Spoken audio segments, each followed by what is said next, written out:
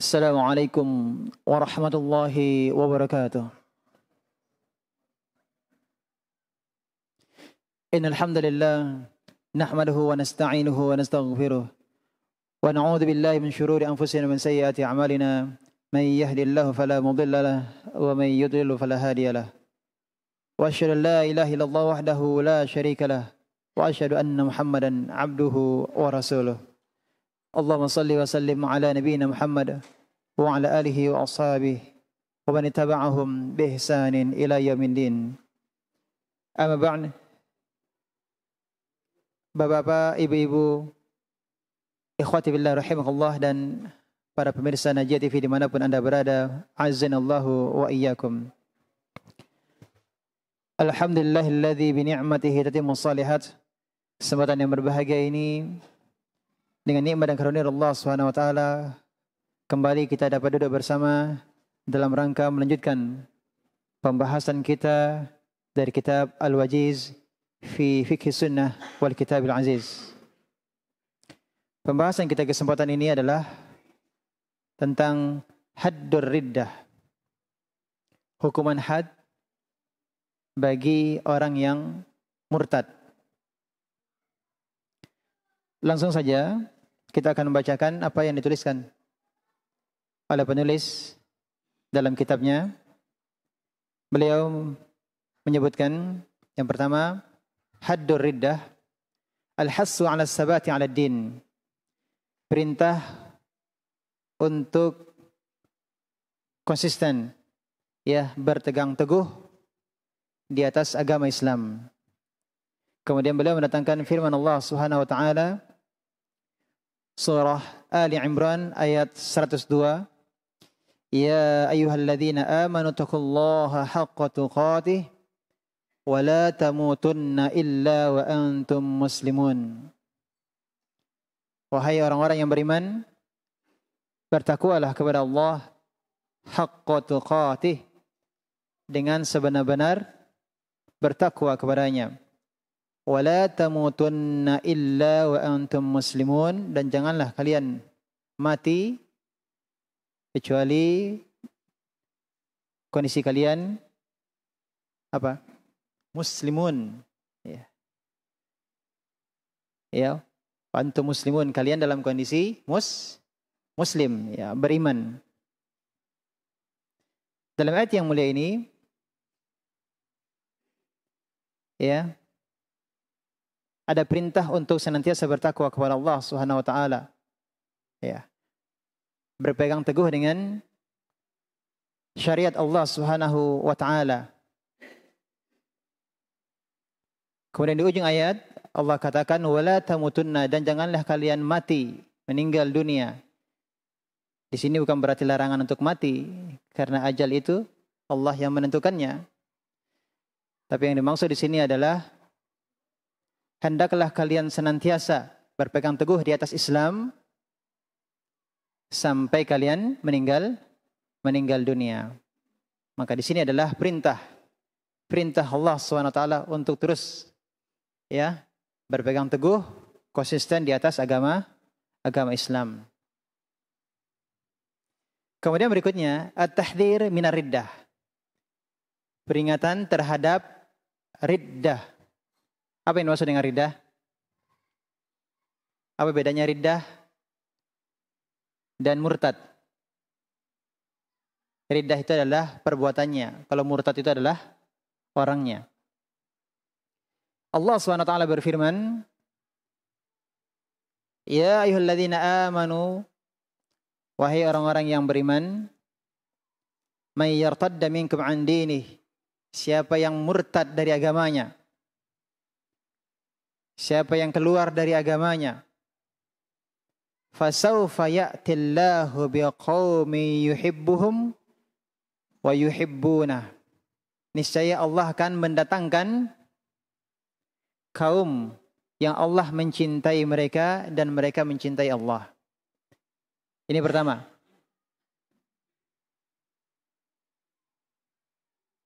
Allah katakan kalau ada yang murtad, ya, Allah akan ganti dengan kaum yang beriman, yang Allah mencintai mereka dan mereka mencintai Allah. Kemudian Allah katakan adzillatin 'alal mu'minin. Mereka adalah kaum yang lemah lembut terhadap orang-orang yang beriman. Aizzatin 'alal kafirin. Mereka bersikap mulia atas orang-orang kafir. Artinya mereka tidak menghinakan dirinya, tidak menganggap diri mereka rendah, hina di hadapan orang-orang kafir. Ya, terhadap orang-orang kafir mereka merasa lebih mulia, ya, karena mereka mentauhidkan Allah Subhanahu wa taala. Inilah sifat kaum yang Allah sebutkan. Lemah lembut terhadap orang-orang yang beriman dan mereka bersikap mulia, ya, terhadap orang-orang kafir, tidak menghinakan diri mereka di hadapan orang-orang kafir. Yujahiduna fi sabilillah. Mereka berjihad di jalan Allah. Jihad di sini ada dua makna. Jihad artinya peperangan, ya, di medan perang, fi sabilillah. Dan jihad yang kedua maknanya adalah bersungguh-sungguh. Bersungguh-sungguh dalam menjalankan agama Allah. Bersungguh-sungguh dalam menjalankan syariat Allah. Yujahiduna fi sabilillah. Mereka berjihad di jalan Allah. Wala yakhafuna laumata laim. Dan mereka tidak khawatir, mereka tidak takut terhadap celaan orang yang mencela.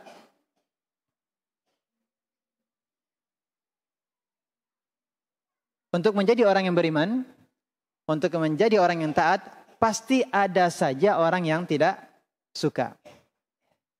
Pasti saja ada orang yang mencela. Dan mereka tidak khawatir terhadap celaan orang-orang. Dikatakan so'alim, ya. Dikatakan sebagai orang yang so'ali ibadah. Ya. Mereka tidak meninggalkan ketaatan kepada Allah SWT karena takut terhadap celaan orang lain. Atau tidak enak terhadap celaan orang lain. Dzalika fadlullahi yu'tihi man yasha. Itu adalah merupakan nikmat karunia dari Allah Subhanahu wa taala.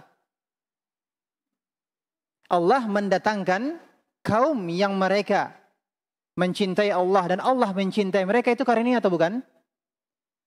Itu karunia Allah.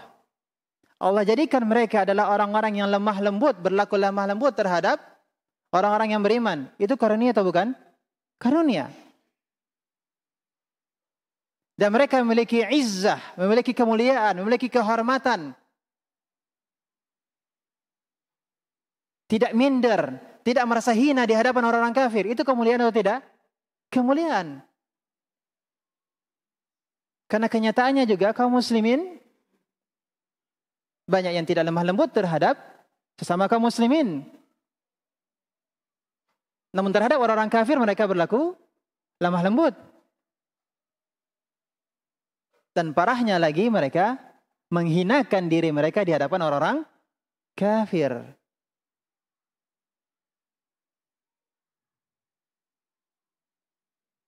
Sekali lagi ini semua adalah merupakan nikmat karunia dari Allah Subhanahu wa taala. Yu'tihi man yasha. Ya Allah berikan kepada siapa saja yang Allah kehendaki. Karunia-karunia tersebut Allah berikan kepada siapa saja yang Allah kehendaki. Wallahu wasi'un alim. Allah maha luas dan maha mengetahui. Surat Al-Maidah ayat 54. Ini dalil yang pertama yang dibawakan oleh Syekh penulis kitab Al-Wajiz fi Fiqh Sunnah wal Kitab Al-Aziz, Syekh Abdul Azim Al-Badawi hafizallahu taala. Jadi kita garis bawahi di ayat tadi, Al-Maidah ayat 54. Wahai orang-orang yang beriman, siapa yang murtad dari agamanya, Allah akan gantikan dengan kaum yang lebih, ya, Allah yang lebih baik dari mereka, yang mereka mencintai Allah dan Allah mencintai mereka dan seterusnya. Kemudian dalil yang kedua, surah Al-Baqarah ayat 217. Wala yazaluna yuqatilunakum. Dan mereka, yakni orang-orang kafir, senantiasa mereka terus memerangi kalian kaum muslimin. Hatta yaruddukum an dinikum. Sampai membuat kalian keluar dari agama kalian. Kalau sebelumnya orang-orang kafir masuk Islam, maka orang-orang kafir lainnya berusaha orang yang telah masuk Islam kembali kepada agama mereka sebelumnya, yakni agama kekufuran. In istata'u, seandainya mereka mampu, namun mereka berusaha untuk mengembalikan kalian kepada kekufuran. Kemudian Allah katakan, wa may yartadid minkum an dinih, siapa yang murtad dari kalian, di antara kalian yang murtad keluar dari agamanya, fayamut, lalu dia meninggal, wa huwa kafir, dalam keadaan kafir,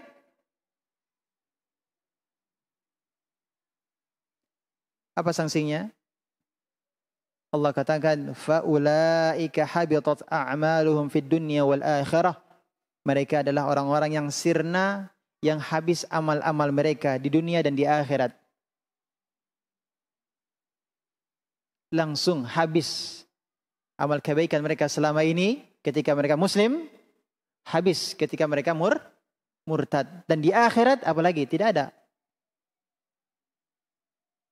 ada kebaikan untuk mereka.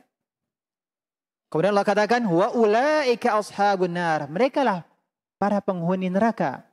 Hum fiha khalidun, mereka kekal di dalamnya. Inilah dua dalil yang ditangkan oleh penulis sebagai peringatan terhadap bahayanya kemurtadan. Kemudian penulis menjelaskan pengertian dari riddah. Apa yang dimaksud dengan riddah? Riddah secara bahasa adalah masdar dari perkataan orang-orang Arab, dari kata kerja radda yaruddu raddan wa riddah.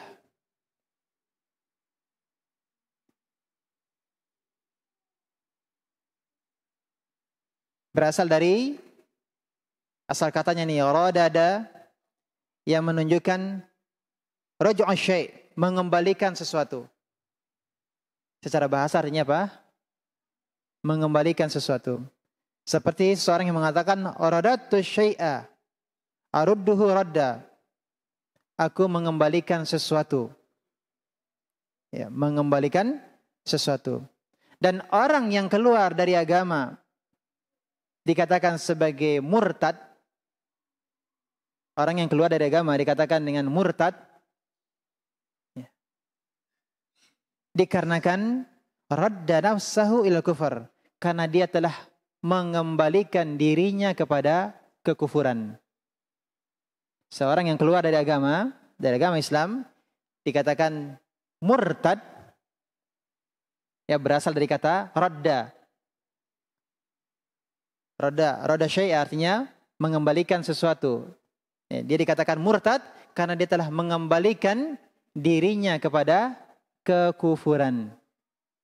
Yang mana sebelumnya dia adalah seorang muslim, maka dia dikatakan murtad. Ya, dia kembalikan dirinya kepada kekufuran. Ini menurut bahasa. Adapun menurut istilah yang dimaksud dengan riddah yaitu melakukan sesuatu yang mengeluarkannya dari Islam.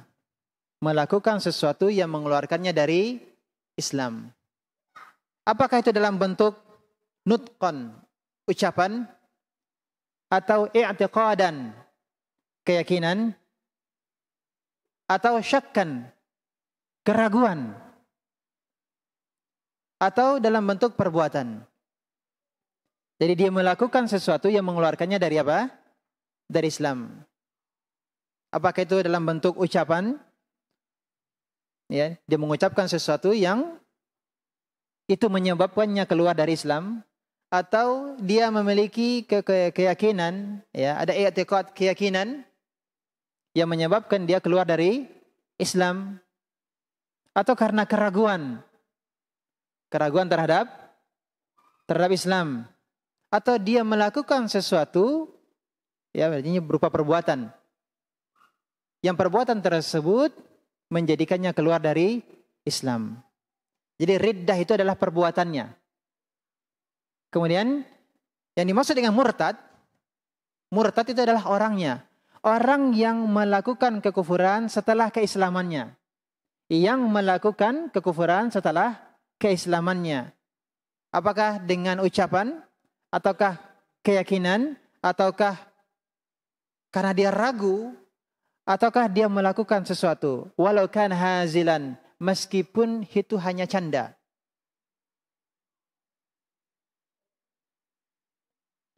Ya, meskipun itu hanya bercanda, guyon.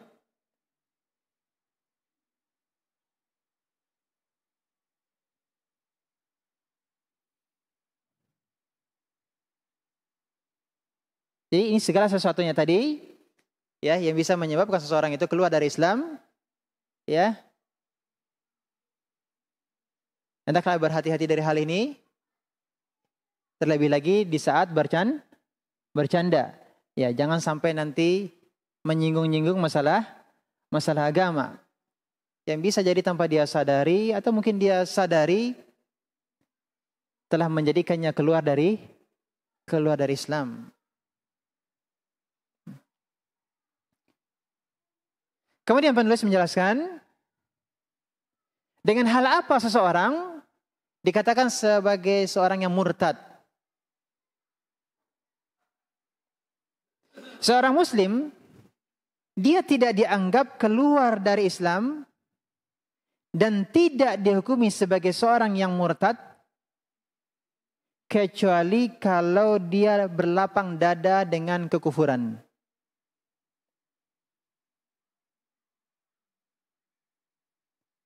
Hatinya tentram dengan kekufuran. Dan dia masuk kepada kekufuran tersebut dengan perbuatan. Artinya dia melakukan perbuatan yang menunjukkan dia telah menjadi kafir. Atau yang mengeluarkannya dari keislamannya. Ya, sebagaimana firman Allah Subhanahu wa taala dalam surah An-Nahl ayat 106,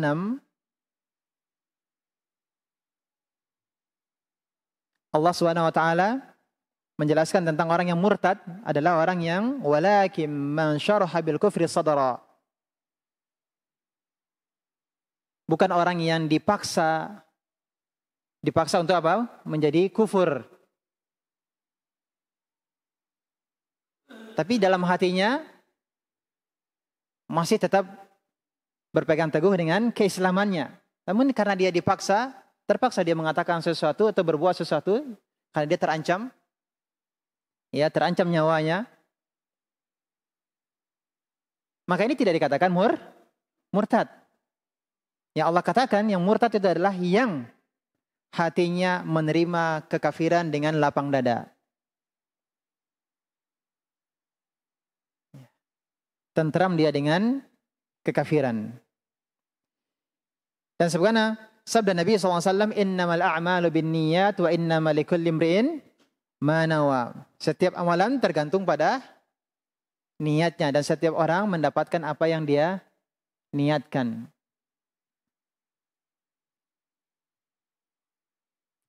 Dan dikarenakan yang di dalam hati itu adalah perkara yang gaib, yang tidak mengetahuinya kecuali pemilik, artinya orang tersebut dan Allah Subhanahu wa taala yang mengetahuinya.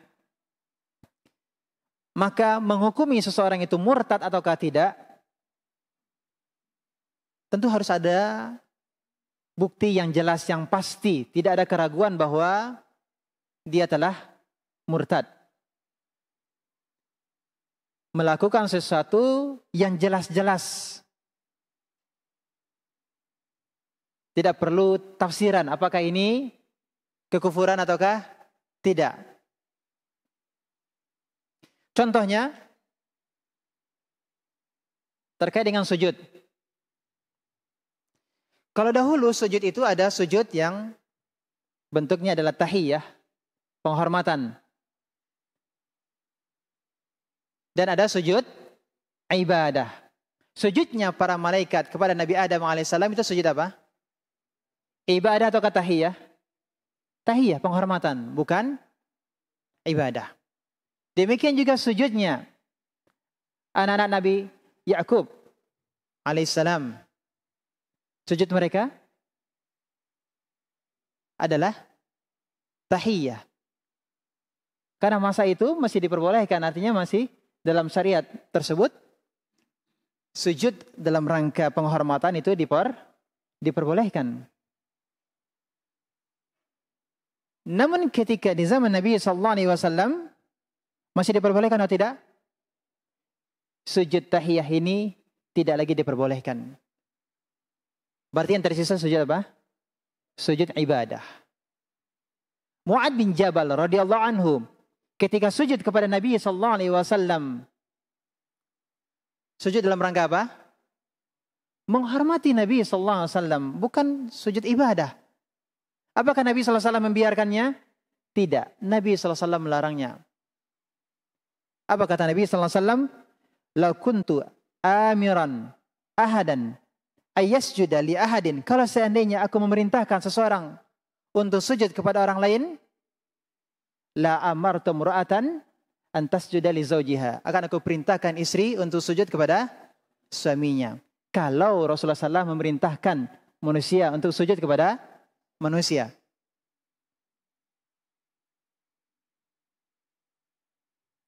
Ini Nabi SAW mengingatkan kepada Mu'ad bin Jabal bahwa itu tidak lagi diperbolehkan untuk sujud dalam rangka apa? Penghormatan. Jadi ini sudah dihilangkan. Tidak ada lagi. Tidak boleh. Berarti yang tersisa apa? Sujud ibadah. Maka kalau kita melihat ada orang yang sujudnya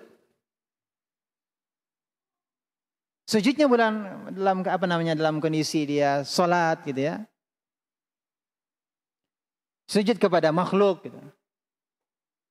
Apakah ini perlu penjelasan? Ini sujud apa? Ini sujud tahiyah atau sujud ibadah?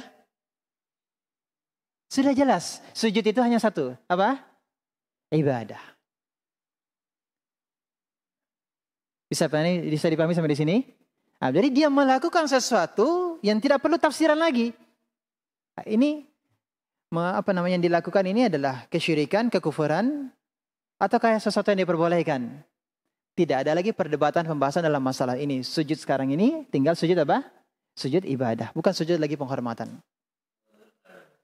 Ya. Maka kalau ada orang yang sujud kepada selain Allah Subhanahu wa taala, ini jelas. Tidak perlu takwil lagi, tidak perlu tafsir lagi, penjelasan. Ya. Ini bisa menyebabkan seseorang keluar dari Islam. Nah, lebih jelasnya di sini penulis menyebutkan beberapa contoh yang menunjukkan perbuatan kufur yang pelakunya bisa keluar dari Islam. Pertama, penulis menyebutkan ingkaru ma'ulima minad dini bid-darurah. Siapa yang mengingkari sesuatu yang itu adalah bagian dari agama, dan kaum muslimin pasti tahu ini adalah bagian dari Islam.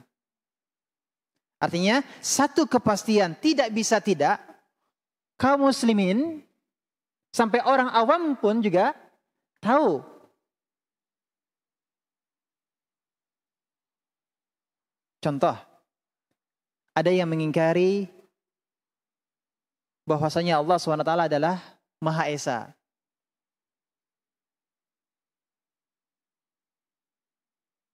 Apa hukumnya? Ini kekufuran. Karena kaum muslimin tahu bahwa Allah itu adalah Ahad. Atau mengingkari bahwasanya Allah bukan hanya Allah yang menciptakan alam semesta ini. Ada yang lainnya yang ikut menciptakan alam semesta.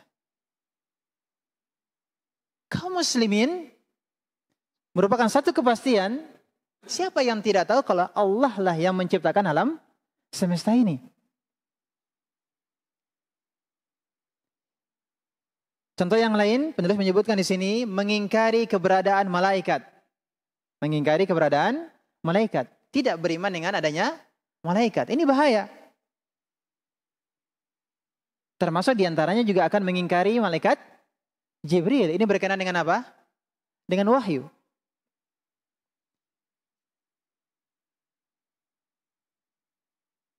Atau yang lain, penulis menyebutkan wa ingkari nubuwati Muhammad sallallahu alaihi wasallam, mengingkari kenabian Muhammad sallallahu alaihi wasallam.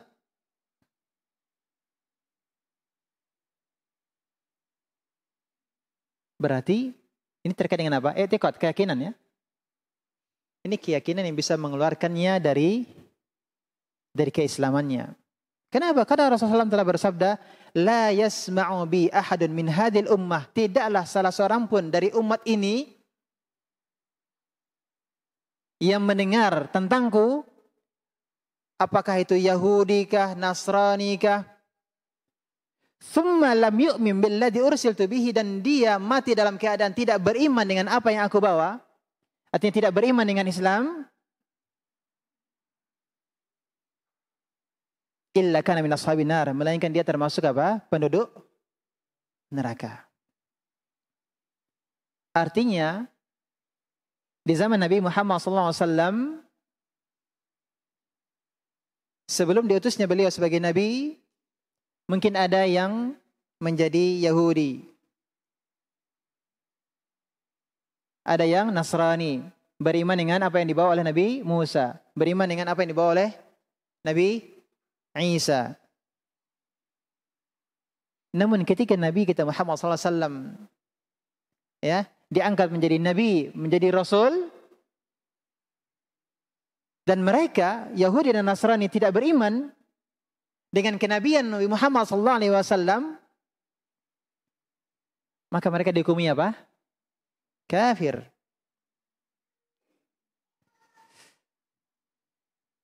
Dan juga yang mengingkari bahwasanya Al-Quran itu adalah wahyu dari Allah SWT. Mungkin ada yang mengatakan bahwa Al-Quran itu adalah produk budaya.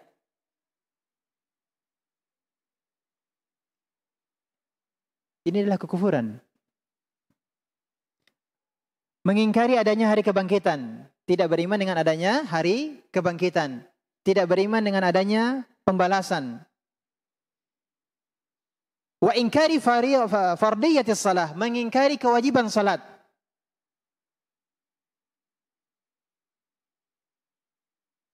Ada yang tidak salat 5 waktu. Mereka katakan, yang penting ingat kepada Allah itu sudah cukup.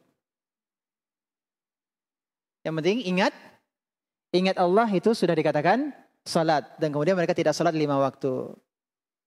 Ini juga adalah merupakan kekufuran. Termasuk mengingkari adanya kewajiban zakat, puasa Ramadan, dan haji. Ini yang pertama. Mengingkari apa yang diketahui, yang merupakan satu kepastian. Tidak bisa tidak. Itu sudah jelas-jelas itu merupakan apa? Bagian dari agama. Yang kedua, istibahatu muharramin ajma'al muslimuna ala tahrimih. Menghalalkan yang haram, yang mana kaum muslimin telah bersepakat akan keharamannya. Menghalalkan yang haram, yang sudah jelas-jelas keharamannya. Seperti orang yang menghalalkan khamar, menghalalkan zina, menghalalkan riba. Tapi jangan kemudian orang yang minum khamar dikatakan dia murtad. Ya. Bisa jadi ya dia minum tersebut, dia tahu hukumnya haram, tapi dia belum bisa berhenti dari khamarnya. Dia tahu zina itu haram. Dia tahu riba itu haram, tapi hanya itu.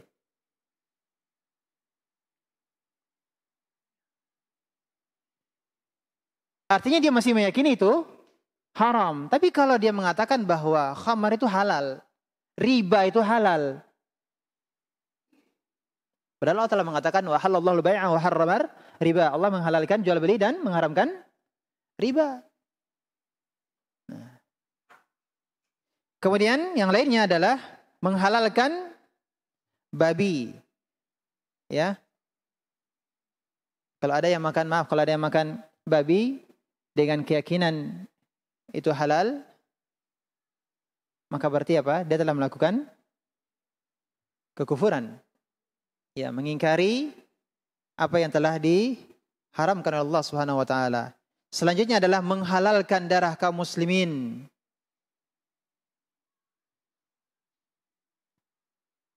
Yang Islam melindungi mereka. Ya. Darah dan harta kaum muslimin. Maka Syekh mengatakan di sini, kalau ada yang mengatakan khamar itu halal, maka dia telah kufur. Meskipun dia tidak meminumnya. Siapa yang mengatakan khamar itu halal, maka dia telah kufur. Meskipun dia tidak meminumnya. Siapa yang mengatakan riba itu halal, maka dia telah kufur, sekalipun dia tidak memakan riba. Yang ketiga, kebalikannya. Mengharamkan apa yang kaum muslimin telah bersepakat akan kehalalannya. Seperti mengharamkan yang at-thayyibat, yang baik-baik. Yang makanan-makanan yang baik, yang halal diharamkan.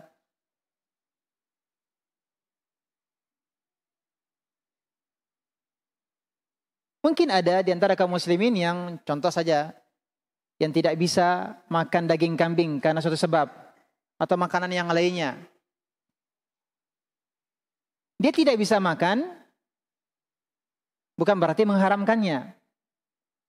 Tapi kalau dia mengatakan saya mengharamkan daging kambing atas diri saya. Nah ini.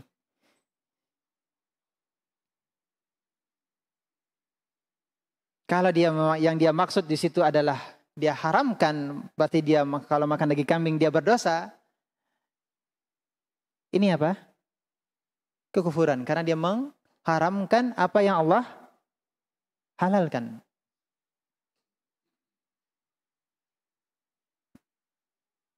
Ya, sebagaimana firman Allah SWT dalam surah An-Nahl ayat 116, "Wala taqulu lima tasifu alsinatukumul kadhiba hadza halalu wa hadza haram litaftaru 'ala Allahil kadhiba." Dan janganlah kamu mengatakan apa yang disebut oleh lisanmu secara dusta. Ini halal, ini haram, litaftaru 'ala Allahil kadhib, untuk mengada-adakan kebohongan terhadap Allah. Innal ladzina yaftaruna 'ala Allahil kadhib la yuflihun. Sesungguhnya orang-orang yang mengada-adakan kebohongan terhadap Allah, mereka tidak beruntung. Ini yang ketiga. Apa yang ketiga tadi? Mengharamkan apa yang Allah, apa yang disepakati oleh kaum muslimin itu adalah halal. Yang keempat, mencela Nabi sallallahu alaihi wasallam atau mengolok-oloknya. Ya. Bukan hanya mencela Nabi kita Muhammad SAW. Nabi yang lainnya pun juga mencela Nabi yang lainnya. Itu pun juga termasuk kekufuran. Ya maaf, contoh seperti ada orang yang bercanda, seperti mengatakan ada istilah apa namanya? Kadrun itu apa? Kadal gurun. Maksudnya itu apa? Kalau maksudnya itu adalah mencela orang-orang yang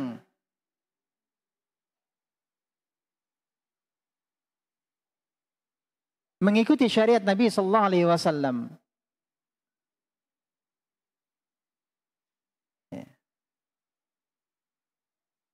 Dalam rangka mengolok-olok Islam, dalam rangka mengolok-olok kaum muslimin, maka ini sama saja dengan mencela Nabi sallallahu alaihi wasallam. Nah, ini bahaya. Meskipun itu bercanda. Yang kelima, sabuddin, mencela agama.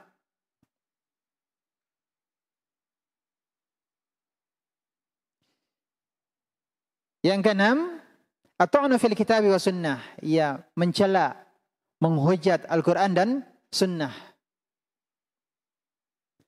Dan meninggalkan untuk berhukum dengan Al-Quran dan sunnah Nabi sallallahu alaihi wasallam.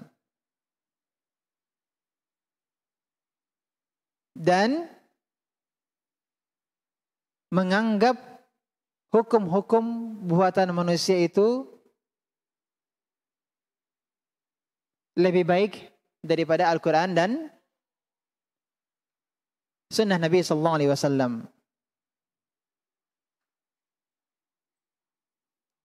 Contohnya kalau ada yang mengatakan hukum kontemporer, ya, karya manusia lebih sesuai untuk zaman sekarang. Adapun Al-Quran, hadis itu zaman dahulu, tidak lagi sesuai dengan untuk kekinian.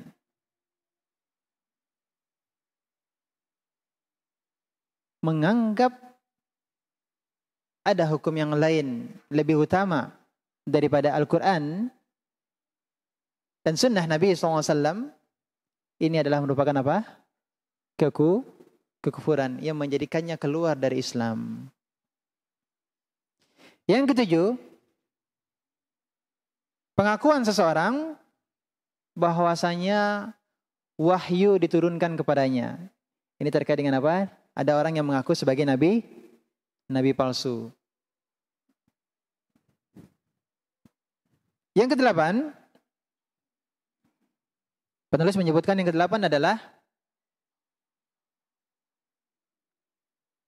berupa perbuatan, yakni membuang mushaf, melempar mushaf fil qadurat, di tempat sampah. Demikian juga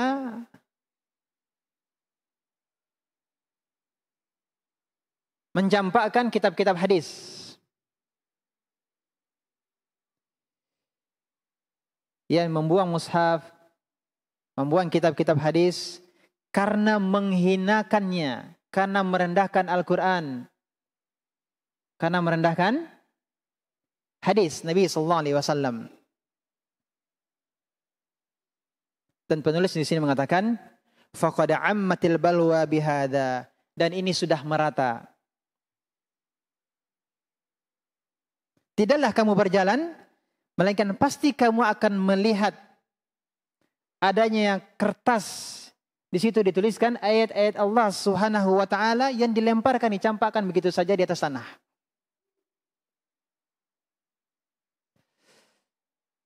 Kemudian penulis mengatakan, sebagaimana engkau melihat buku-buku sekolah, buku-buku agama, yang di dalamnya ada ayat-ayat Allah, di dalamnya ada hadis-hadis Nabi Sallallahu Alaihi Wasallam, dicampakkan begitu saja di jalanan. Ya, dibiarkan tergeletak begitu saja.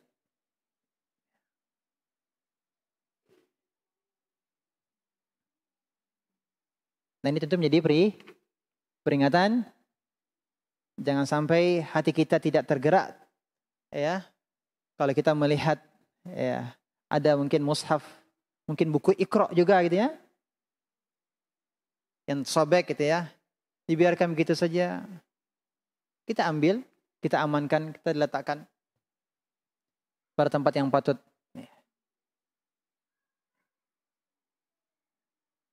Ya, demikian juga yang menjadi perhatian kita mushaf-mushaf yang mungkin sudah yang lepas jahitannya, yang lepas lemnya.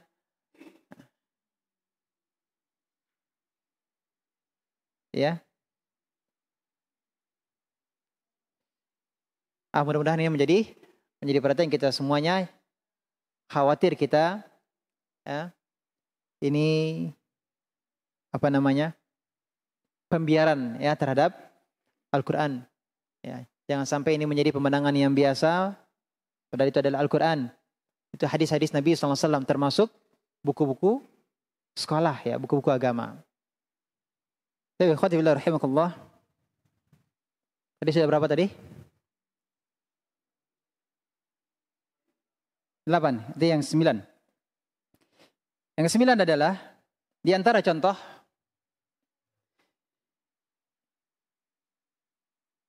yang itu adalah merupakan kekufuran yang mengakibatkan seseorang keluar dari Islam. Yang ke-9 adalah menganggap remeh, menyepelekan nama di antara nama-nama Allah, atau perintah di antara perintah-perintah Allah, atau larangan dari larangan-larangan Allah. Jadi meremehkan nama, perintah dan larangan Allah.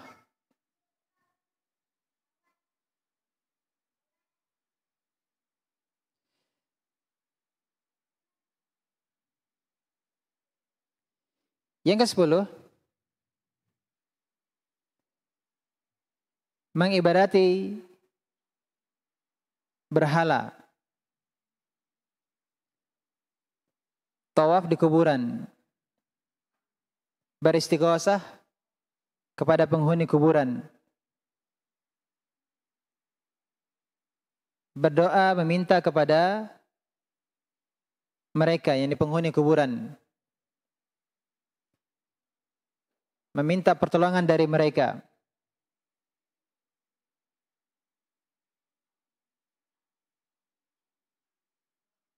Bernazar dengan penghuni kubur, menyembelih untuk mereka. Au li ghairihi minal makhluqat, atau untuk selain mereka dari para makhluk. Jadi ini semuanya yang disebutkan, tawaf di kuburan, beristighosah dengan penghuni kubur, berdoa minta kepada mereka, bernazar dengan mereka, menyembelih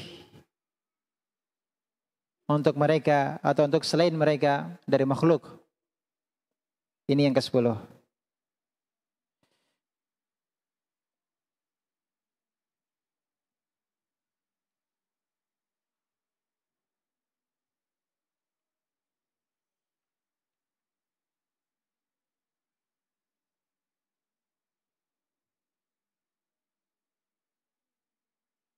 Ya.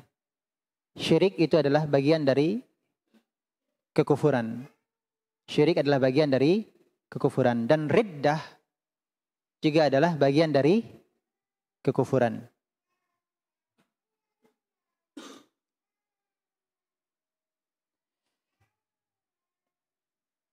Yang ke-11,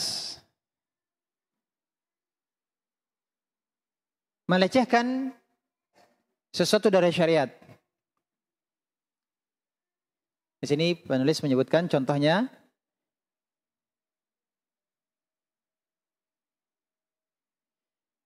seperti melecehkan atau mengolok-olok orang yang salat, yang ruku, sujud. Juga mengolok-olok atau melecehkan terkait dengan lihyah, jenggot, jilbab, dan juga melecehkan adzan. Dan Allah Subhanahu wa taala sebutkan terkait dengan orang-orang kafir, wa idza nadaitum ila sholati ittakhadhuha huzwa wa la'iba. Dan jika kalian menyeru mereka kepada salat, mereka menjadikan adzan tersebut huzwa wa la'iba, sebagai buah ejekan dan permainan.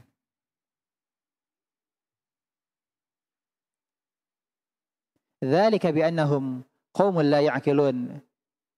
Mereka itu adalah kaum yang tidak mau menggunakan akal.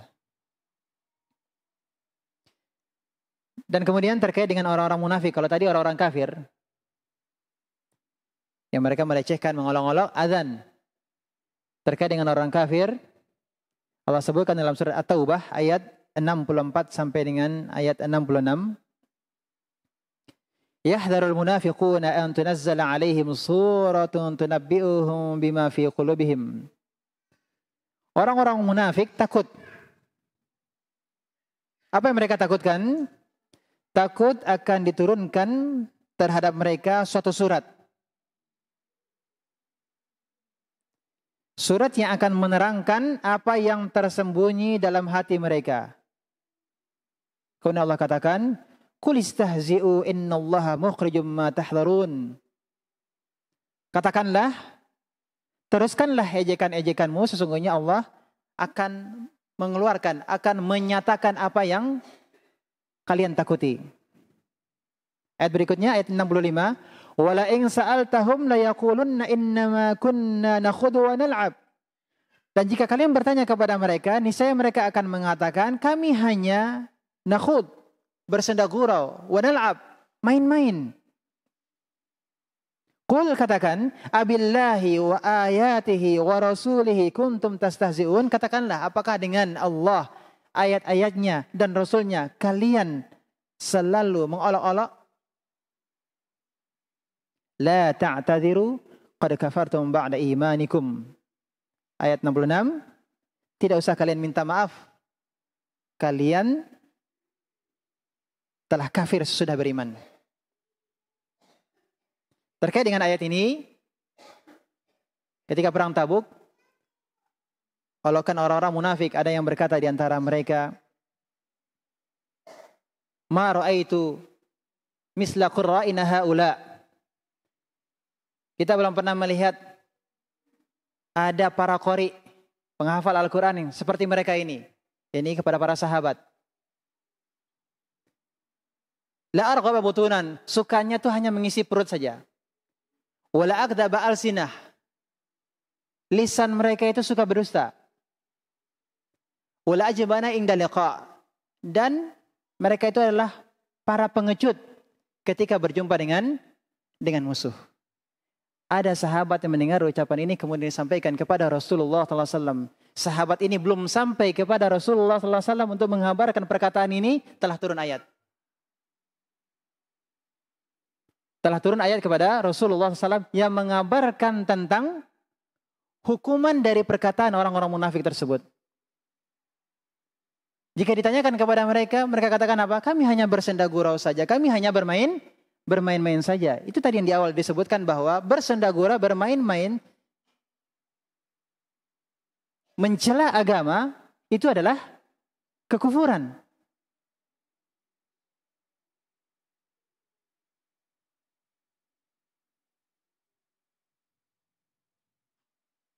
Nah, yang ke-12 ini yang terakhir. Mensifati Allah dengan yang tidak sesuai dengan keagungan Allah Subhanahu wa taala. Menyifati Allah dengan apa yang tidak sesuai dengan keagungan Allah Subhanahu wa taala. Seperti mensifati Allah memiliki sekutu, memiliki anak, memiliki istri.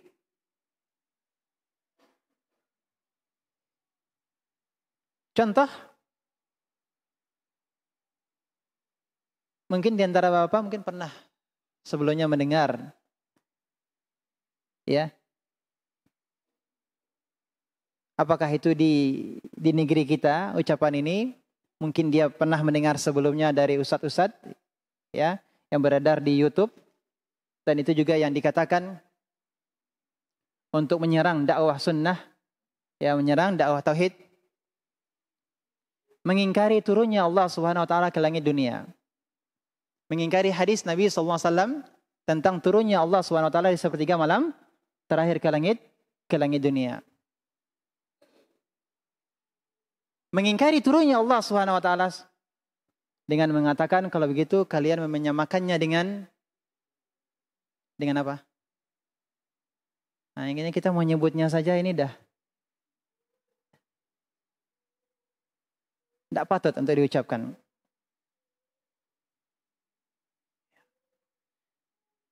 Tapi sebenarnya untuk menukil itu boleh, bukan kekufuran ya. Menukil itu bukan menukil ucapan kufur itu bukan berarti mengatakan kekufuran. Ya kita sebut saja ada yang mengatakan turunnya Allah SWT, kalian mengimani hal tersebut, berarti sama saja kalian mengatakan Allah itu seperti apa namanya itu? Kerasakti apa? Songgokung apa? Itu. Berada di mana? Istiwanya Allah SWT itu dikatakan seperti yang kerasakti itu berada di atas awan. Turunnya Allah ya dipermisalkan seperti itu. Subhanallah amma yasifun.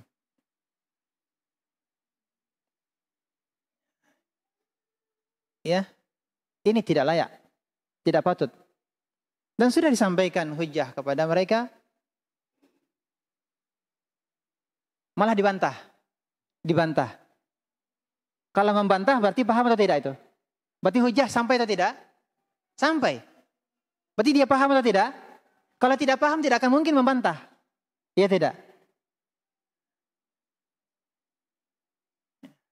Berarti hujah sudah sampai.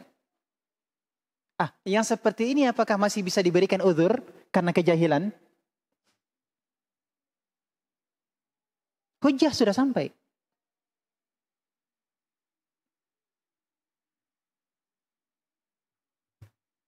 Dan ini lebih parah daripada ucapan orang-orang Yahudi. Di sini penulis menyebutkan, memberikan contoh seperti orang-orang Yahudi yang mensifati Allah Subhanahu wa taala. Firman Allah Subhanahu wa taala, "Wa qalatil yahudu yadullahi maglulah." Orang-orang Yahudi mengatakan tangan Allah terbelenggu. Orang-orang Yahudi mengatakan tangan Allah terbelenggu. Untuk mengatakan bahwa Allah itu bakhil.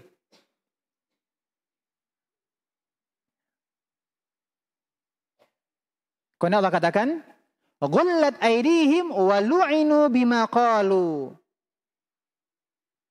Tangan mereka lah yang terbelenggu. Mereka yang tidak bisa berbuat kebaikan. Mereka dilaknat disebabkan karena apa yang mereka katakan. Mengatakan tangan Allah terbelenggu. Untuk mengatakan bahwa Allah bakhil. Padahal mereka sendiri yang bermaksiat, tidak mau beriman dengan Nabi Musa alaihissalam.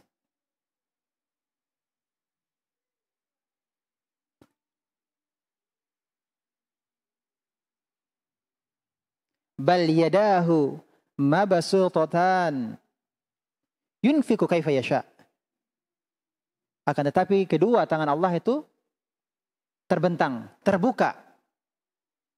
Tidak seperti yang disifati oleh orang Yahudi. Yunfiku kaifa yasha. Allah menafkahkan sebagaimana yang Allah kehendaki. Jadi Allah membantah sifat yang disematkan oleh orang Yahudi kepada Allah Subhanahu wa taala. Allah Maha Pengasih, Allah Maha Penyayang. Nah, orang-orang Yahudi yang mensifati Allah seperti itu saja, ya, dengan ucapan, artinya dengan mengatakan tangan Allah terbelenggu, itu sudah merupakan perkataan yang besar.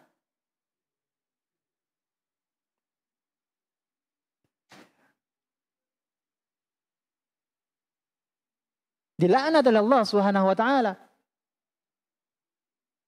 Apalagi kalau mengatakan tadi yang menyifati apa? Turunnya Allah Subhanahu wa taala berarti sama dengan Nah,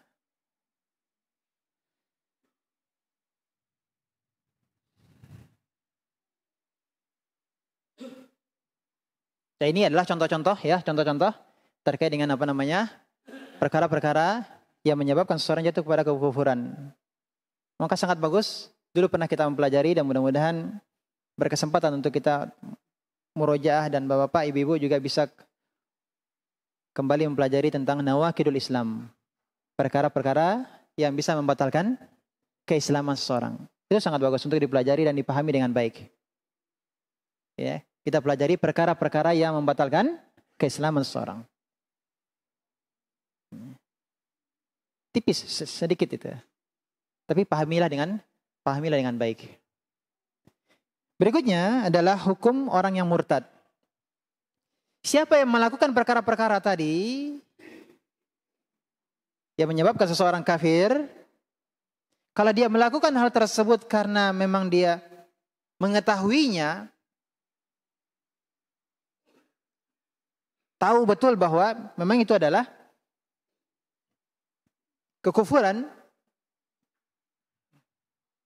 dan dia lakukan hal tersebut amidan dengan sengaja, mukhtaran bukan terpaksa, memang itu dari dirinya sendiri, dia sengaja mengatakan hal tersebut dan dengan sadar dia mengatakan hal itu. Wa syahida alaihi syahida adlin, dan disaksikan oleh dua orang yang adil. maka hakim memanggil orang tersebut, diminta orang ini untuk bertobat.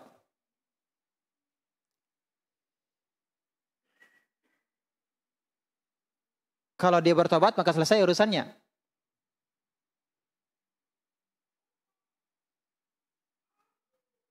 Ya. Kalau tidak, maka dia dibunuh disebabkan karena dia murtad. Karena Nabi SAW bersabda, "Man baddala dinahu faqtuluhu." Siapa yang mengganti agamanya, maka bunuhlah dia. Jadi hukuman had bagi orang yang murtad apa? Dibunuh. Di sini Syekh penulis tidak merincikan berapa lama untuk diminta taubat. Namun dalam kitab Al-Muwatta karya Imam Malik rahimahullah taala itu disebutkan tentang asar perkataan dari Khalifah Umar bin Khattab.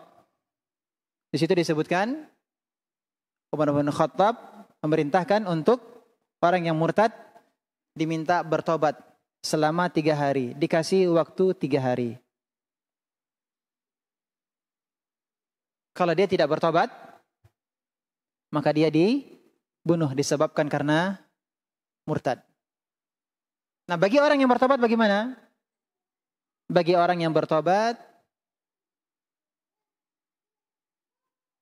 di antara pendapat ulama mengatakan orang yang murtad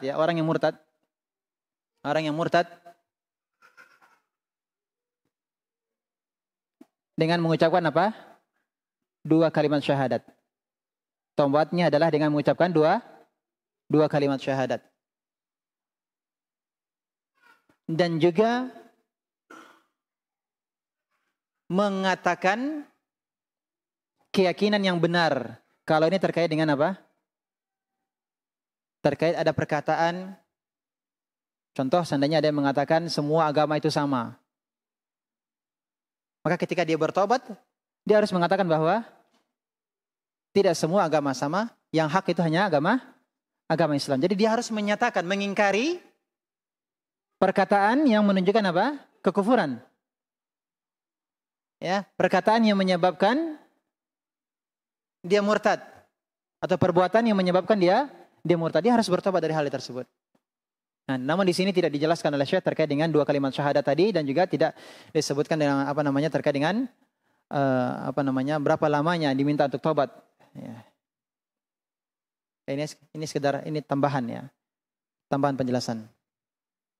Dan kemudian penulis mengatakan mendatangkan dalil dari Abdullah radhiyallahu anhu berkata, Rasulullah bersabda, "La yahillu damu mri'in muslimin yashhadu an la ilaha illallah wa anni rasulullah."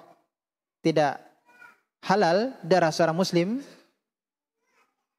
yang bersaksi bahwasanya tidak ada Tuhan yang berhak untuk diibadahi melainkan Allah, dan bahwasanya aku adalah utusan Allah, melainkan dengan salah satu dari 3 perkara. Artinya tidak boleh ditumpahkan darah seorang muslim yang bersaksi 2 kalimat syahadat, melainkan disebabkan karena satu dari 3 perkara. Yang pertama adalah as-sayyibuz zani. Ini orang yang sudah menikah. Orang yang sudah menikah berzina. Yang kedua, wa nafsu bin nafsi. Ini terkait dengan qasas. Orang yang membunuh, maka dikosas, dia dibunuh. Yang ketiga adalah terkait dengan pembahasan kita, yakni terkait orang yang murtad, wattariku lidinihi al-mufariqu lil jamaah. Orang yang meninggalkan agamanya, yang memisahkan dirinya dari kaum muslimin. Artinya apa? Keluar dari Islam. Ini dalil hukuman had bagi orang yang murtad keluar dari Islam adalah apa? Dia dibunuh. Siapa yang membunuhnya? Yang berwenang adalah pemerintah. Pemerintah yang punya kuasa untuk mengeksekusinya. Yang mengeksekusinya siapa? Pemerintah, bukan masyarakat biasa. Ya, tapi pemerintah yang punya wewenang untuk melakukan eksekusi tersebut. Demikian pembahasan kita terkait dengan hukuman had bagi orang yang murtad. Mudah-mudahan apa yang kita pelajari ini bermanfaat untuk kita semuanya. Dan terlebih lagi kita lebih bersemangat ya untuk mempelajari Islam ya, untuk mempelajari kitabullah dan hadis-hadis Nabi sallallahu alaihi wasallam, terutama perkara hal-hal yang akan menguatkan keimanan kita, tauhid kita kepada Allah Subhanahu wa taala. Dan kita ketahui, kita pelajari hal-hal yang bisa menyebabkan pembatal keislaman agar kita tidak terjerumus jatuh ke dalam kekufuran yang menyebabkan keluar dari Islam. Sallallahu alaihi wasallam wal afiyah wa sallallahu Nabi Muhammadin wa ala alihi wasallam. Kita tutup dengan kafaratul majlis. Subhanaka bihamdika asyhadu an la ilaha illa anta astaghfiruka wa atubu ilaik. Wassalamu alaikum warahmatullahi wabarakatuh.